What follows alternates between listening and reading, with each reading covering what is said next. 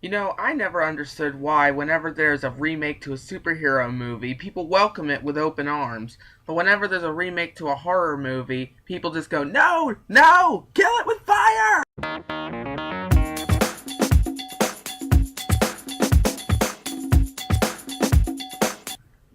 How's it going, everybody? I think you all remember that on Independence Day I made a top 10 list of the Twilight Zone episodes. And you know what? I had so much fun with making that I decided that I'd just go ahead and not wait till next Thursday to make another, and just go ahead and do one right here. There'll still be another new one to kind of connect with this one on Thursday, but for right now, I'm just kind of excited to actually make another one. So today I'm going to be giving you my top 10 favorite horror remakes slash reboots. Now, I for one usually give reboots a chance. Whenever I hear that the reboot's coming up or a remake of a popular horror franchise, I always just go, well, maybe it'll be good. Maybe it'll be something that's enjoyable. Mostly remakes aren't as good as the original, but maybe on their own terms they can be quite good. And you know what? You might be surprised that there are actually some horror remakes out there that are actually quite good. So I'm just going to go ahead and give you my list of my top 10 favorites, and then on Thursday I'm going to give you the top 10 worst horror remakes and reboots. Now I bet a lot of you are wondering why I'm just choosing horror remakes in particular and not like remakes in general, because like there's such great ones out there, like the Dark Knight trilogy is such a great reboot and all that stuff. But the thing is that the horror remakes are the ones that get the biggest rap out of all of them, and I just want to kind of clear up that there are some good horror remakes out there. So here we go.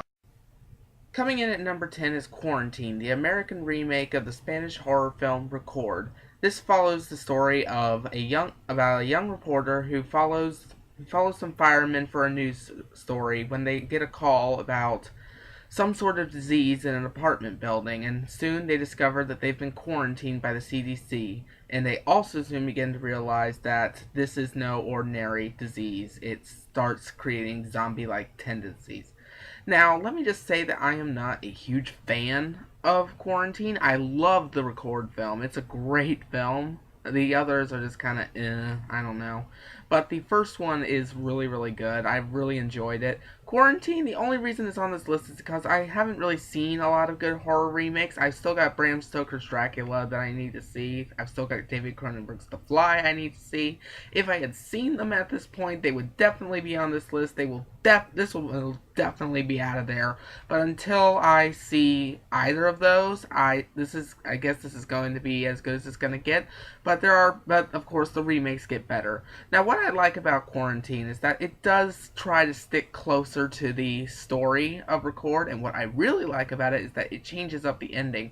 I really do not like the cause of the disease in the Record series. I mean, I'm still able to go with it, but I just don't really like it. So yeah, Quarantine, it's not the best remake out there, but it's good enough to be on this list until I see either The Fly or Dracula. So yeah, Quarantine, number 10 for now. Now, there might be a lot of controversy with this next pick, but my number 9 is Piranha 3D. Now, let me explain myself first. This is literally kind of a hard... This is just really kind of a hard thing. Critics love it, but audiences seem to hate it. The reason why I really like Piranha 3D is because it takes this to its advantage. The original was a film by Roger Corman, who is known for making stupid B movies. And remaking Piranha, it knows what it is. It knows that it's nothing but sex, blood, and violence, so it just has fun with that. I didn't get the chance to see this in the theaters in 3D, but I'm pretty sure it was a blast because they have so many stuff just popping out at the screen. It was just absolutely hysterical. I just loved every single second of this movie because it's just so over the top, over crazy. It's not scary, but it's still a really good remake of a B horror movie. So number 9 definitely goes to Piranha 3D. If I do see David Cronenberg's The Fly or Dracula, it also will probably get out of there. But still, Piranha 3D, it's a great remake. You should definitely check it out. It's just, don't take it too seriously, because the film's not doing it. You shouldn't be doing it either. And number 8 is the only American remake that's based on a Japanese horror film or an Asian horror film, and it's called The Ring. Now, The Ring pretty much just follows a woman who discovers a killer videotape in which once you watch it, you get a call on the phone that says you have 7 days until you die. So she's trying to figure out the mystery before her time is up. Now, the reason why I like The Ring so much is I love the atmosphere in it. It's just devilishly creepy with all the fog and the dimmed colors and all that. And I have seen the Japanese original, and I actually prefer the remake because it's better acted. Of course, I don't speak Japanese, so I'm not sure if the acting's bad or good.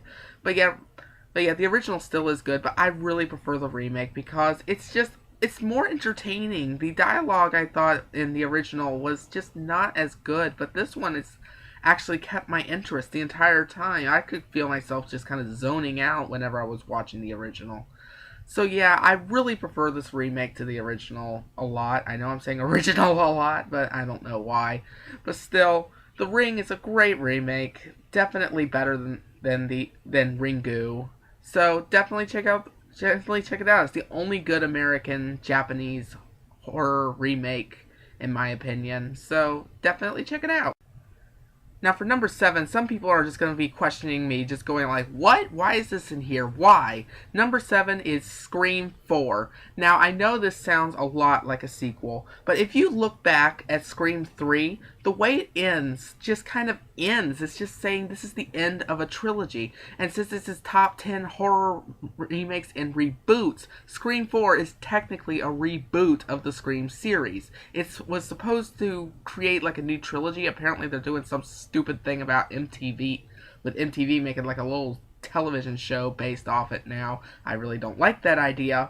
I really wish they could just make Scream 5, but I was really happy with Scream 4. It was a pretty good reboot of a very solid series. Well, maybe Scream 3 could have been better, but I'm going to be reviewing that this October, so we'll just get to that later.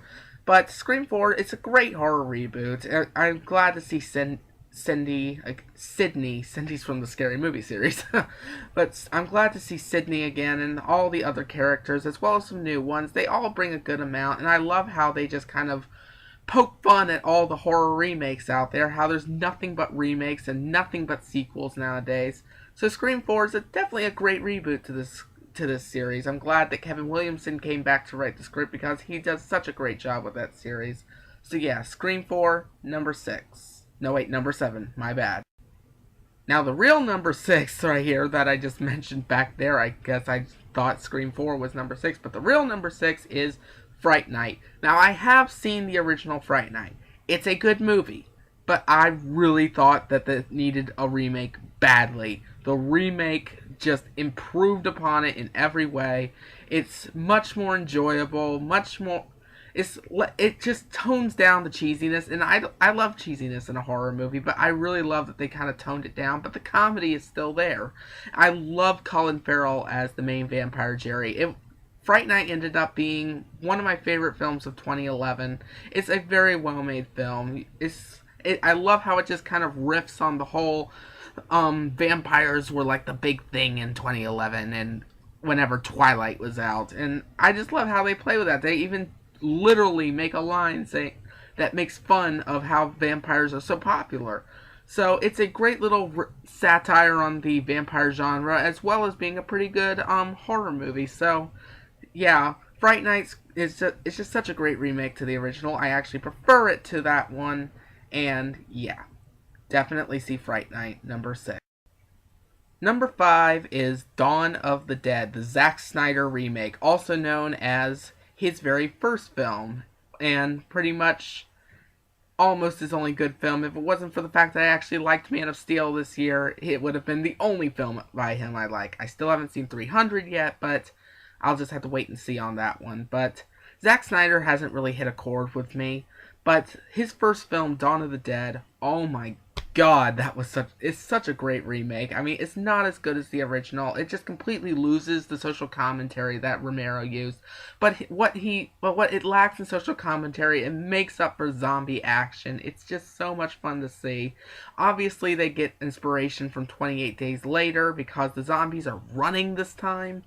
And it's a virus, but still, it's just great to see it. The one real issue I have with it is why did they do it at the mall? I really don't understand. I know it's a remake and all, but still, it could have been, it could have done a different setting this time. Like, I would have enjoyed seeing them I would have enjoyed seeing them just somewhere else, just not the mall this time, because that was Romero's social commentary. You don't really need to go to the mall again. But still, you should definitely check out Dawn of the Dead, the remake. It's a fun little zombie film. It's definitely a great remake of the original. And it's, while not as good as it, it's still a great time. I pretty much watch it every Halloween. So definitely check it out. It's a great watch. Number 5. Now, number 4 is a remake to a film that I have not seen. It's number 4 is The Crazies, which pretty much follows a town where everybody just starts kind of acting, well, crazy because they start killing people, but kind of like in a trance of some kind, like maybe some sort of zombie or so. Now, the reason why I like this is because it actually did scare me at some points.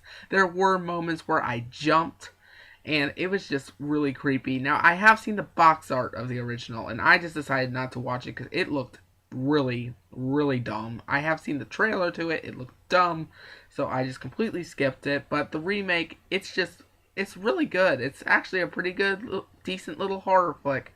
Don't remember if it came out in 2009 or 2010, but if I was doing like top 10 lists back then, I would have definitely put it up there. It's a great little horror remake, and it will definitely entertain you for a while. So, The Crazies, it is number 4 for a pretty good reason. It's a really good horror film. It's a really good remake. It's an enjoyable time to be had. So, check out The Crazies. Now, a lot of people aren't going to really agree with me on this one, but my number 3 is Let Me In, a remake to Let the Right One In, which is a Swedish horror film. Now, the reason why I like Let Me In, yes, it is slow. Yes, it does hit boring points. But the reason why I like it so much is I love the kid actors in these movies. They do such a great job. And it's a very well-written story. While it does hit some slow points, it still is a very well-written story. And it just kept me in it the entire time. I really loved what was happening on screen.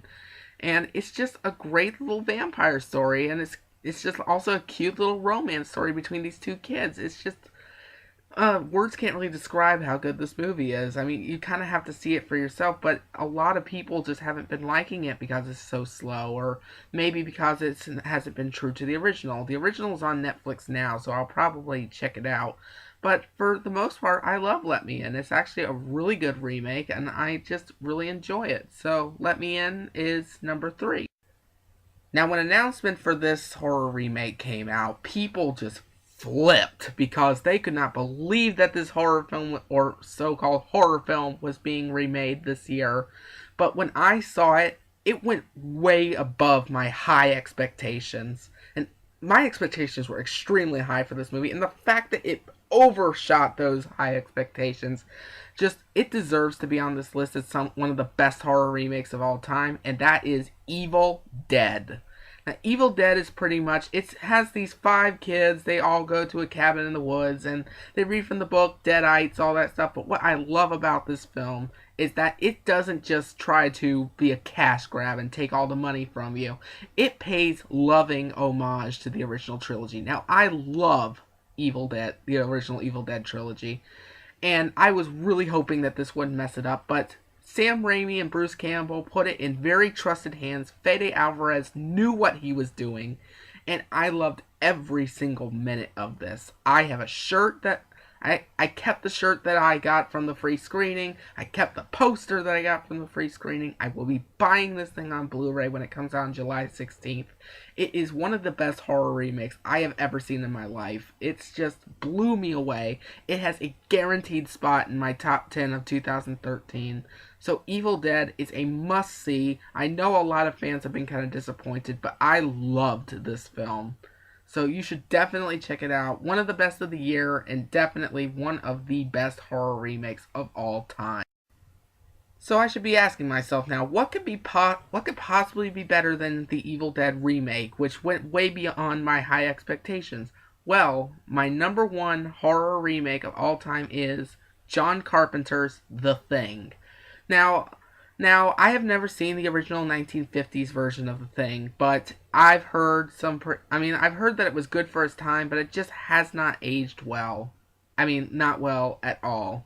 So, I will be seeing it sometime, but John Carpenter's The Thing. After I saw Halloween for the first time, I was on a huge Carpenter binge. I wanted to see as much from the guy as I possibly could. And when I saw The Thing, I was just blown away by how great it was, because it's just the special effects were fantastic, and I loved the feeling of claustrophobia in this Antarctic place, and the fact that nobody can be trusted because somebody could be this thing, and it kept me guessing every single minute on who this creature was inhabiting. The Thing is pretty much the best horror remake of all time.